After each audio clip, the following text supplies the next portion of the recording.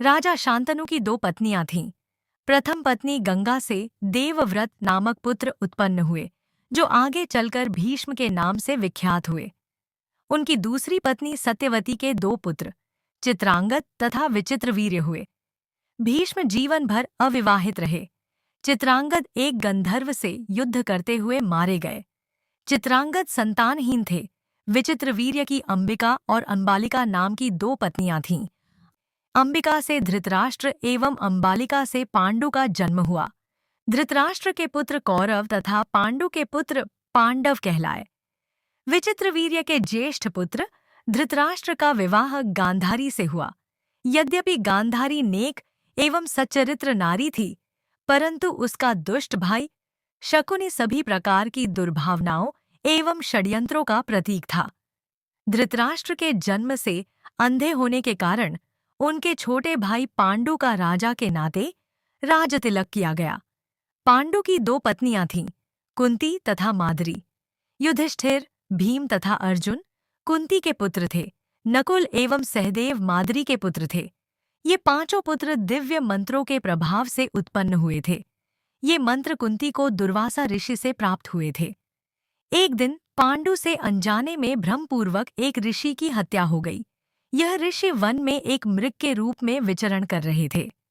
प्राण त्यागने से पहले ऋषि ने पांडु को श्राप दे दिया और पश्चाताप के रूप में पांडु ने राजपाट छोड़कर शेष जीवन वनों में तपस्या करते हुए बिताने का निश्चय किया।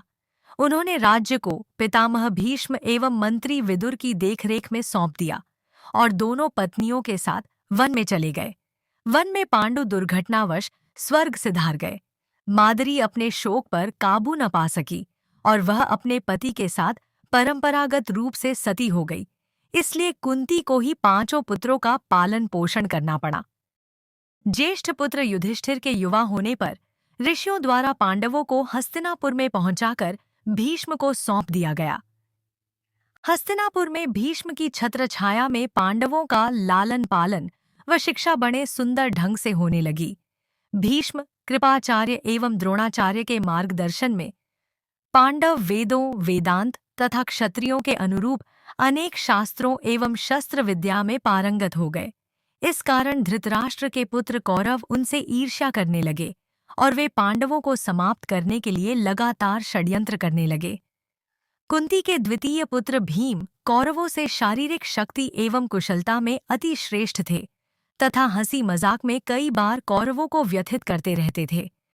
भीष्म तथा अन्य सभी वरिष्ठ जनों के द्वारा युधिष्ठिर को योग्यतम युवराज के रूप में स्वीकृति मिलने पर कौरवों में ज्येष्ठ दुर्योधन के लिए अग्नि में घी डालने के समान अत्यंत कष्ट हुआ। साथ ही सर्वोत्तम योद्धा के रूप में अर्जुन की ख्याति भी कौरवों के लिए ईर्ष्या व द्वेष का प्रमुख कारण बनी। एक बार दुर्योधन कुछ खेलों तथा अन्य कार्यों के बहाने से पांडवों को एक सुनसान घाटी में ले गया और वहां परमकोटि नामक एक तालाब में भीम को डुबोकर मारने का षड्यंत्र भी किया, परंतु वह असफल रहा। इसके बाद दुर्योधन ने अपने भाइयों तथा मित्रों के साथ मिलकर पांडवों को उनकी माता सहित मोम से बने लाक्षागृह में जिंदा जलाने का षड्यंत्र भी किया, परंतु वे सब महात्मा विदुर की सूझबूझ एवं सहायता से इस संकट से बच गए। भविष्य में होने वाले अन्य षड्यंत्रों से बचने के लिए पांडव एकचक्र नाम के एक गांव में ब्राह्मणों के वेश में रहने लगे। बाद में उन्हें राजा द्रुपद की सुपुत्री द्रौपदी के स्वयंवर के बारे में जानकारी मिली। पांडव भी उस समारोह में भाग लेने के लिए गए। द्रुपद के दरबार में अनेक राजा उपस्थित थे। सभी द्रौपदी के साथ विवाह की इच्छा से आए थे, परंतु उनमें से कोई भी शक्ति परीक्षण में स्वयंवर की शर्त पूरी नहीं कर सका। अंत में अर्जुन ने सरलता से स्वयंवर की परीक्षा में विजय पाकर द्रौपदी को पत्नी के रूप में पा लिया। द्रुपद के उत्तम सहयोग तथा भीष्म के परामर्श एवं देखरेख में कौरव तथा पांडव दो अलग अलग राजधानियों से शासन करने लगे। पांडवों की राजधानी इंद्रप्रस्थ थी तथा कौरवों की हस्तिनापुर। यद्यपि इंद्रप्रस्थ लगभग बंजर एवं पथरीला क्षेत्र था, जिसमें बस नाम मात्र की ही हरियाली थी, परंतु पांडवों ने ठीक योजना एवं परिश्रम पूर्वक इंद्रप्रस्थ को उपजाऊ भूमि में बदल दिया। एक बार दुर्योधन अपने चचेरे भाइयों के महल में आया। दुर्योधन इंद्रप्रस्थ का वैभव एवं शान देखकर आश्चर्यचकित हो गया। वह अपने षड्यंत्रकारी दिमाग से पांडवों से उनकी राजधानी छीन लेने के लिए योजनाएं बनाने लगा। कुछ दिनों के पश्चात दुर्योधन ने युधिष्ठिर को पासे का खेल खेलने के लिए आमंत्रित किया। युधिष्ठिर ने खेल के आमंत्रण को स्वीकार कर लिया। दुर्योधन के स्थान पर खेल को खेलने का दायित्व उसके मामा शकुनी को दिया गया। शकुनी पासे के खेल में अत्यंत निपुण था। युधिष्ठिर को शकुनी के साथ ही खेलना पड़ा। पासे के खेल में युधिष्ठिर लगातार हारते रहे। वे अपना राज्य तथा चल एवं अचल संपत्ति सब हार गए। वह अपने चारों भाइयों को बारी बारी बाजी पर लगाकर हार गए और अंत में स्वयं को तथा अपनी पत्नी द्रौपदी को भी हार बैठे। जीत के नशे में दुर्योधन ने द्रौपदी, जो पांचाल नरेश द्रुपद की पुत्री तथा पांचों पांडवों की पत्नी थी, को दासी बनाकर घर के सभी कार्यों की जिम्मेदारी दे दी, मगर द्रौपदी ने उसका आदेश मानना स्वीकार नहीं किया।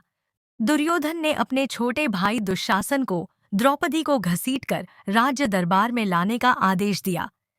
अनेक सम्माननीय एवं वरिष्ठ महापुरुषों की उपस्थिति में द्रौपदी का अपमान किया गया तथा उन्हें निर्वस्त्र करने का प्रयत्न किया गया।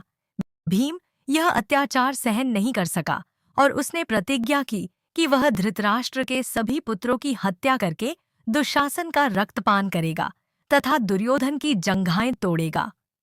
दूसरी बार हुए पासों के खेल में युधिष्ठिर को अपने भाइयों तथा पत्नी के साथ 12 वर्षों के लिए वनवास एवं 1 वर्ष के अज्ञातवास का दंड भोगना पड़ा। साथ में ये शर्त भी लगा दी गई कि यदि अज्ञातवास के काल में वे पहचाने गए तो फिर से 12 वर्ष का वनवास एवं अज्ञातवास करना होगा। पांडवों द्वारा अज्ञातवास का आखिरी वर्ष राजा विराट के राज्य में सफलतापूर्वक बिताने के पश्चात पांडवों ने पासों के खेल की पूर्व शर्त के अनुसार अपने राज्य की मांग की। स्वयं श्रीकृष्ण उनके दूत बनकर कौरवों के दरबार में गए, मगर अपने अनियल स्वभाव के अनुरूप दुर्योधन ने श्रीकृष्ण की बातों पर ध्यान ही नहीं दिया। उसने सुई की नोक के बराबर धरती देने से भी स्पष्ट मना कर दिया और इसके बाद युद्ध ही एकमात्र उपाय रह गया। दोनों पक्षों ने अपने मित्रों एवं संबंधियों के सहयोग से सेनाएं जुटा लीं। इसके बाद महाभारत के भयंकर युद्ध में दोनों पक्षों के अनगिनत सैनिक मारे गए। दुर्योधन और उसके सभी भाई, गुरुजन, संबंधी एवं मित्रगण भी मारे गए और इस प्रकार सत्ता की भूख और लालच ने कौरवों का संपूर्ण नाश कर दिया। युद्ध में विजय पाने के बाद युधिष्ठिर को हस्तिनापुर का राज्य सौंपा गया।